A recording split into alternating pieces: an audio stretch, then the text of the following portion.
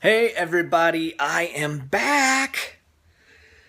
Jerry kept calling and calling, like, oh my gosh, must be an emergency, but she had just left. She's been in Illinois since Wednesday night, and I've been here helping my kids with all their stuff and helping team and doing business. So you'll all be happy to know no one starved. We all survived. Actually, got everyone cleaned up into church today. So massive, massive accomplishments. Congratulations to all you moms who have been doing it for years. I have massive respect for you guys. Yeah, high five for me because it's not easy. It's definitely not one of my strong suits. Is multitasking like that, right? So thank you, four littles, and we have some close friends. Have 9 children, 9.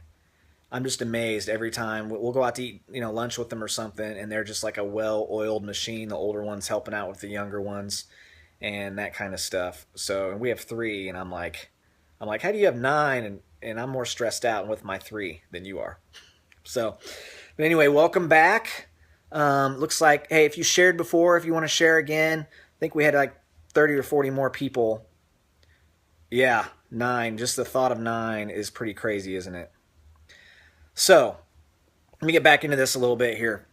I don't want to spend a whole lot of time on this because it's one of those things where you're going to just ask people, how they are doing their taxes. But here's what I'll tell you. There's probably all kinds of tax advantages that you are not currently taking advantage of. And my philosophy, and I told my wife years ago, my philosophy is I want to pay all the money that I owe the government. I want to do my part, but I don't want to give them any extra. I mean, that's not something. I'm all about advancing the kingdom of God on earth, and I love to give to that. And I want to do my part, right? I want to do my part to pay taxes, but I don't want to pay extra on taxes. I'd rather use that money for other things. So the deal is with taxes is that there's hundreds and hundreds of pages of tax code. And it's important that you understand the different advantages that you can have so that you're not overpaying taxes. Okay, you definitely don't want to underpay taxes, but you don't want to overpay. So here's the deal. Let's say you had no write-offs. The government can literally take up to around 40% of your income. So if you made $100,000 this year, then the government could take like $40,000. Okay, that's about max. That's if you're single and you have no write-offs. Okay, which obviously all of you should have write-offs, especially if you're making $100,000. You have write-offs, right? So the more you can track your write-offs, and here's really how you have to start thinking. First of all, if you don't have a business account or just a separate account that you're using for your It Works stuff, just a separate account that your deposits go into and that you're spending when you're spending money on It Works, on auto ships and shirts and just traveling, you'd go buy office supplies, some of the different basics like that, or restaurant money, hotel money, travel money, those sorts of things. Put it in a separate account. That way, let's say you're horrible at organization, kind of like I am. At the end of the year, you can just print off that bank statement and you can just start going down the list and figuring out, was this for business or not? Was this for business or not? Was this for business or not? And what's incredible is that there are many things that you can write off, especially in this business. So when you start off, you're not making a whole lot of money. You might just be going at H&R Block and paying them like $60 or $70. But I highly encourage you, once you start making $20,000, $30,000, $40,000 and above, go pay the $600 or $700 for a real CPA. And make sure that it's a CPA that understands network marketing, that understands the type of life that we live and the type of situation that we have with our business. Because if you just go to some traditional business person, they're not going to ask you the right questions. Okay?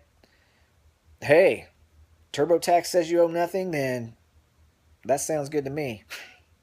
So you just have to make sure that you guys are keeping track of your write-offs. Now, if you have a lot of write-offs, you might only end up owing maybe 10% of your gross.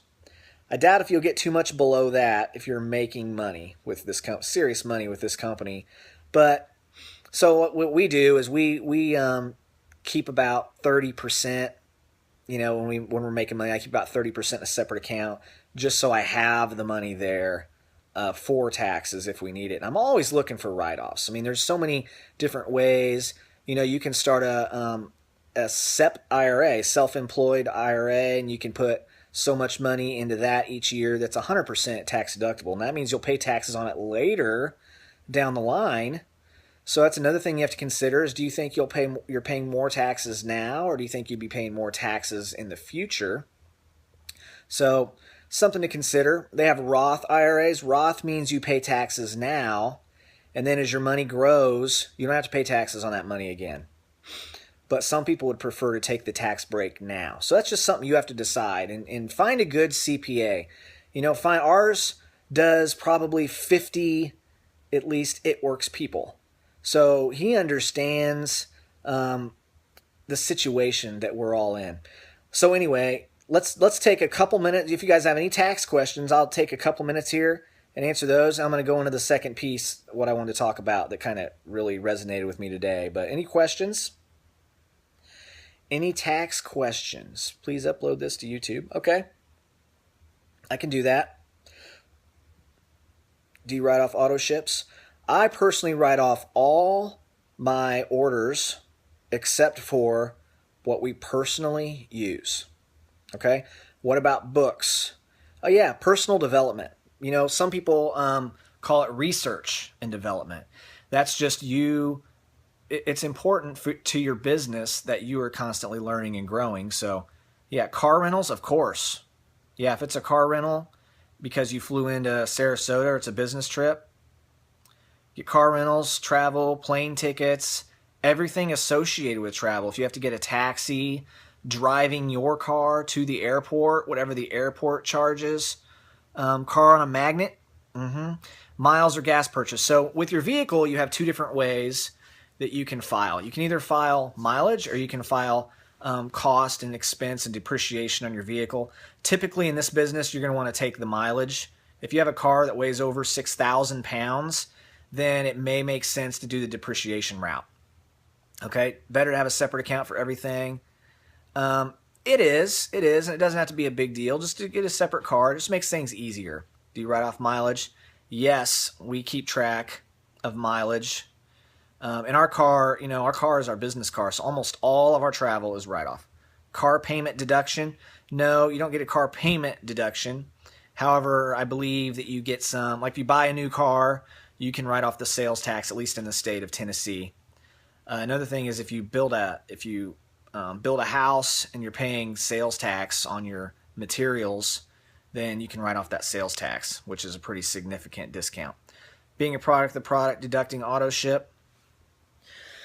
Talk to your CPA about that one. That's one people will go back and forth on. They'll say that some will say that you can write off 100% of every order you ever use, and some would say that you can't write off what you are personally consuming.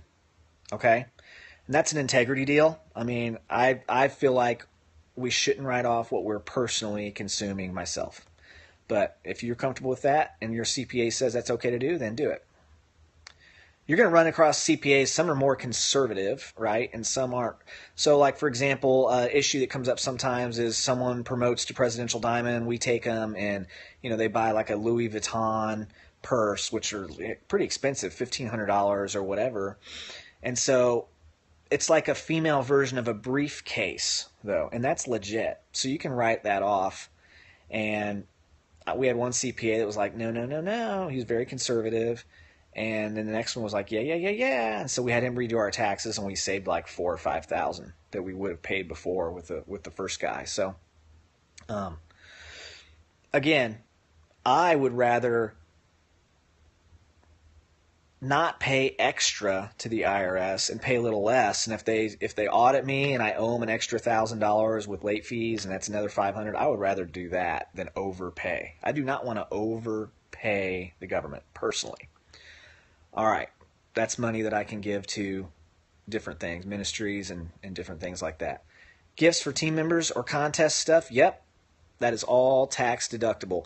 You just have to make sure you don't go over $600 with someone, or you have to 1099 them. So say you have one person that just keeps winning all your contests all year long, and you end up writing checks to that person that's over $600, then technically you're supposed to send them a 1099, and then they're going to have to pay taxes on that money that you sent to them. All right, guys. How do we know what we can and can't write off? I do my own taxes online. You know, you can Google it. You can buy the books. Or you can just, find a local CPA or someone who understands the tax code and ask them the specific questions that you have. Okay? There's a lot of different things that I never knew we could write off that we can write off. Like I'm teaching my son right now how to track some different reports and stuff, and he's 11, because he can be part of our family business, and I can pay him $5,000 or $6,000 a year. I get the write-off for the $5,000, and he doesn't have to pay any taxes because he's younger than 18. So there's $5,000 more that I just wrote off. Internet, phone, space, and home. Yep. Hey, Kentucky, you are welcome. Hopefully this is adding value for some of you. Taxes are important. I mean, they're really, really important. You can end up, especially when you start making a lot of money with this, it becomes important to track it. It might be the difference between you paying $50,000 in taxes and $30,000 in taxes. Put that 10-year-old to work, for sure. All right, guys, here's the second thing I wanted to bring up today, because I think this is an important topic, and it seems like it keeps coming up. Now, what I have my son do is I'm looking in the back office and write down like what our volume is and how many loyal customers and distributors signed up. All right, glad I helped change your boyfriend's mind.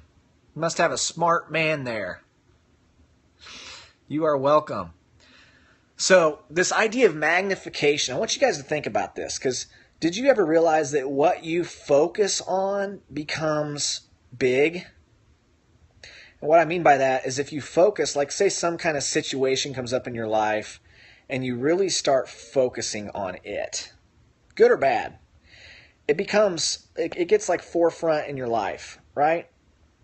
And if it's a good thing, that's great. That's why we're always like, have goals, because if you have goals and you write them on your refrigerator and you write them on your mirror, when you look at those, the goals become big in your life and the other distractions become small in your life.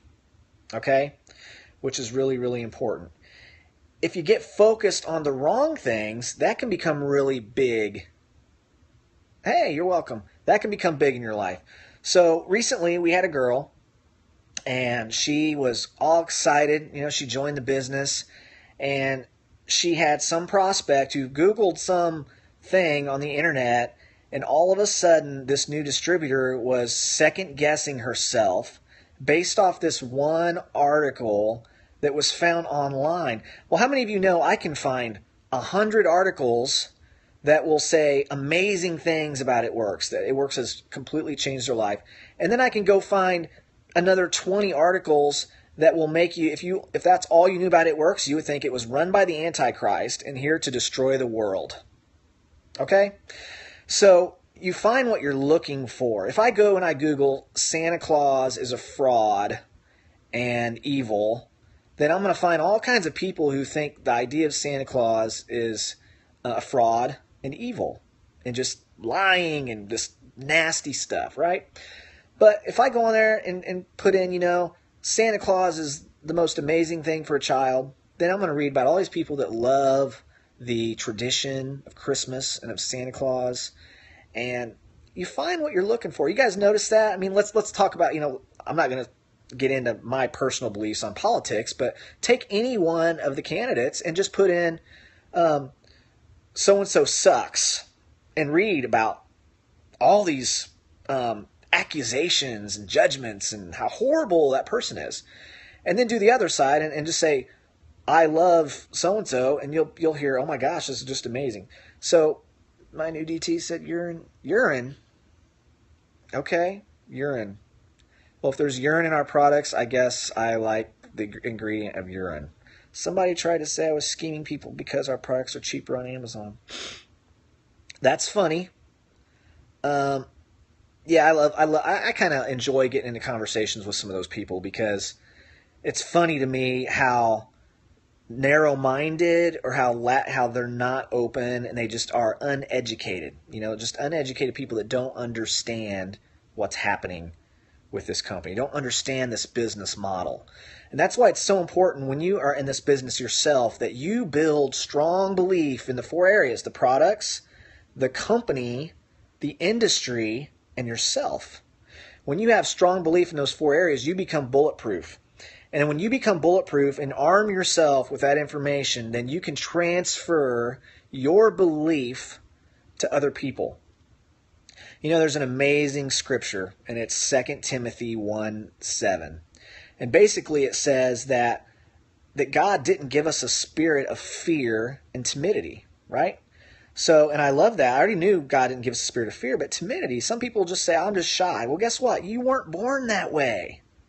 You weren't just shy when you were born. You became shy because you became worried about what other people think about you, what other people say about you, how other people look at you. So you just became shy and timid, and now you think that's just part of your personality. It's not. That's a label you've given yourself. That's a self-imposed limitation that you should have never taken on. But when you go on further in that verse, it says, but we have been given a spirit of love and power and a sound mind. Some says sound mind, some says self-discipline. But power and love, aren't those so opposite? Fear and timidity and power and love. When I think of timidity and power, it's hard to be timid and have power, right? I mean, you do have people who are like silent, confident warriors, that sort of thing. But what I want to tell you today is that you watching this, you right there, were given a spirit of power. That's huge. That's huge. So walk in that power. Walk in that confidence. Walk in that belief that you were made for more and that you can have success with this. Focus on that. Focus on all the good that's happening in your life and be thankful for what you have while you pursue all that you want. Okay? I don't care how small it is. If you're not living under a bridge, then you have something. If you're watching this Periscope, you've got a phone or a computer or whatever. So start there. Start where you're at. Be thankful for that while you pursue all that you want. Surround yourself with people who are on that track. Don't take advice from anyone about finances who's more broke than you are, right? Don't take advice from someone who's been divorced 3 times about marriage, right? I mean, does that make sense? Find someone who has what you want and find out what they did to get it. What did they do? How did they get there? So, Team Hawaii is awesome with support. Believe 4 again. Oh, okay, so 4, we'll talk about this real quick. Products. First of all, I'll tell you this. If you don't believe in our products and you don't love our products, then you're going to have a hard time promoting them because you're faking it. You're not being genuine. How can you go and say, oh, this is amazing, you should get it, or you should buy anything that you're not excited about? I mean, isn't that just kind of, that is just kind of going out there and faking it, I guess. You're faking it. You're not being genuine. If you're like, oh my gosh, I love this, and it's like, okay, well, someone comes to your house, there's like I say all your posts about these great products, where's yours? Oh, I don't have them. That's one of my pet peeves. I used to hate when I go car shopping and I'd talk to a sales guy who maybe he was like a Ford, maybe at a Ford dealership, and the dude's driving a Chevy. Like, go work at Chevy. If you're home and you've got all these products from some other company, go work, and you love them, go work for that company. Don't work for It Works if you're not using It Works products. You have to have belief. I don't know anybody in the top of the company who doesn't have hundreds of dollars each month coming to their home because they love so many of our products.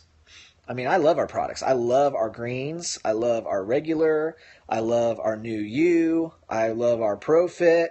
every single morning. I mix ProFit and greens together. I take regular every single night. I go back and forth on the vitals because I suck sometimes at just being consistent, right? But I'll go through waves of a lot of ThermoFit, but the greens has always been consistent. I go through the energy drinks like no other. Love those. So the first thing is definitely being a product of the product and falling in love with the products, having high belief in our products. Then when someone comes to you and they're like, oh, well, these are better, say, whatever. I don't think so. I love our products. So high belief in the products. Number 2, the company. Otherwise, why are you with this company? Why not some other company? That's how people come along and make you feel like the grass is greener on the other side of the fence. And maybe you just got to water your own lawn. And what I'll tell you is I don't know of any CEO, and I know a lot of the CEOs from a lot of the different companies that are doing well, and none of them have built the culture.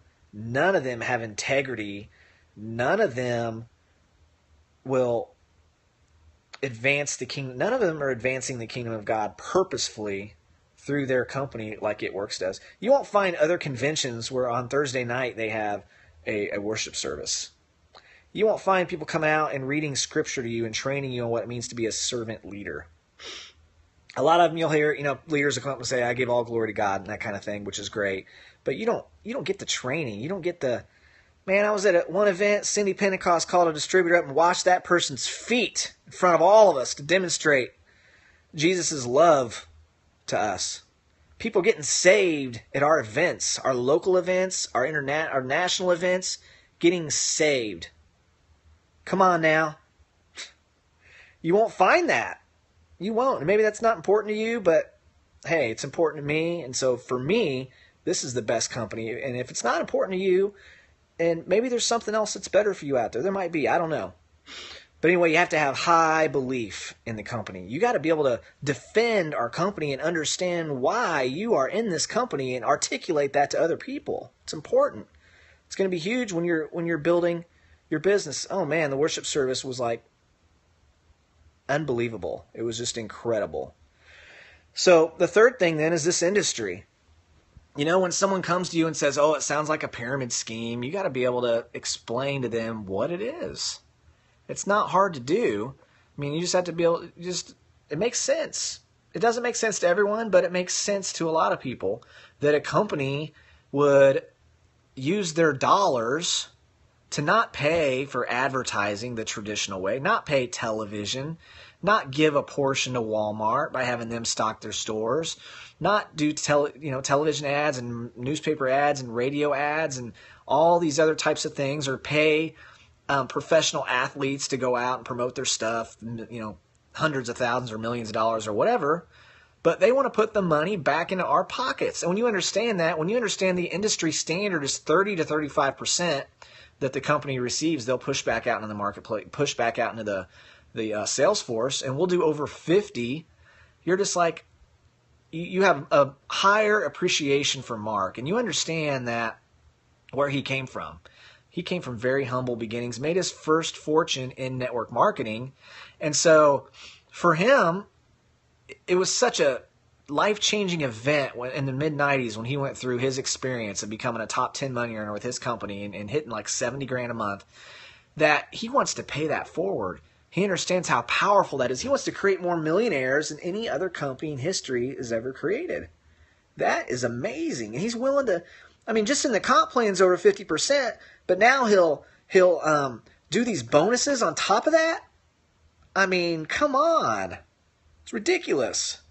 It's because he wants to, winning for him is you guys accomplishing your goals. So the industry is amazing. I know of nowhere else where you can earn an unlimited amount of money. Every profession out there has a cap, right? Unless you're a business owner and you get into franchising and you can really start to build leverage, you have a cap. And with It Works, there's no cap. You can build this thing as big and as large as you want to. Hundreds of thousands a month, some people are earning with this company. So it's crazy. And then the biggest variable, the biggest one, the most important one is the belief that you have in yourself. That all starts with you gotta understand who you are. You gotta understand that you are wonderfully and perfectly made. It doesn't matter what anyone else has said about you in the past or as you grew up. It doesn't matter if you had abusive spouse, abusive parents, abusive whatever. You have to shake off those labels that were handed to you. You have to stop believing the bad things that were said about you. You have to look in the mirror and you have to fall in love with yourself. And I don't mean that like in a weird, sick way. I just mean you have to look in the mirror and say, I love myself, I love myself, I love myself. 5 times, at least a day, until you really start to believe that. Because hurt people hurt people. That's just the truth. If you're a hurt person, whether you mean to or not, you're going to hurt other people.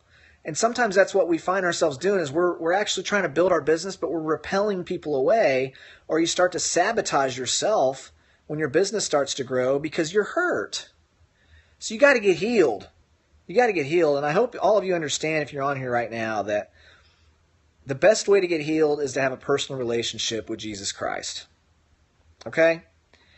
And, you know, if you don't have that right now, that's the best decision that you can make. That's the best decision that I made. And if you don't right now, I want you to ask yourself a question. Have you found happiness any other way? Real happiness, lasting happiness. Going through multiple relationships, trying to find happiness in another person, that never works. Trying to find happiness in a career or achievement, that's very temporary. If you want to have long, true, lasting joy, there is no other way than a personal relationship with Jesus Christ. Bottom line, okay? If I'm getting into some stuff here that's offending you, I'm sorry. But I guess it's my Periscope. You can always log out, right? So important to understand that. That's how you're going to begin to understand who you are and how powerful of a human being you are. And then when you stop caring what other people say about you, think about you and look at you because you're so secure in who you are, and when you look in the mirror, you understand that you were put on this earth for a specific purpose, which I think for all of us is to help other people. I think that your background and you can turn your mess into your message, and that you've gone through some things in life so that you can better relate to other people who have gone through similar things in life, right? And when you can start to use your background and your mess as your message, you're going to be able to help heal other people. But you have to get straight first. When you're in an airplane and the airplane's going down, the stewardess says, when those oxygen masks fall, they don't say, put it on your 3 kids and your husband first. They say, put that on yourself. You have to take care of yourself before you can pour into other people. You have to love yourself before you can really love other people. Okay? So, and I know we're all on different journeys and all that kind of stuff. That's the other important part, is why you have to learn. And document your journey. Like, here's mine. Look at this. Journals, last couple years. Journals. Record. Record. Journal. Here's my old one. Look how beat up it is. I went through that thing so many times. And this one was called, look at that, Journey to Ambassador, 18 months to 50,000 a month. Can you believe it? You write it down, stuff comes true. We did that in 15 months instead of 18. Another journal. Hey, you know what? You don't need a journal, but if you're like the rest of us that don't have a photographic memory, write the good ideas down. Become a good student. If you were to come to my house and see all the books that I've read and all the stuff I've done, you would say, this is someone who is a serious student. Okay, you have to be. It's so important. Hey, thank you. I love this is one of my favorite things to do, is just share some stuff with you guys, add some value. Our preacher today was talking about, have you ever heard of people when they say, I've been to hell and back? Well, I'm not looking for the roadmap to hell. Right? I don't want to know how to get there. I don't want to have to go there to come back.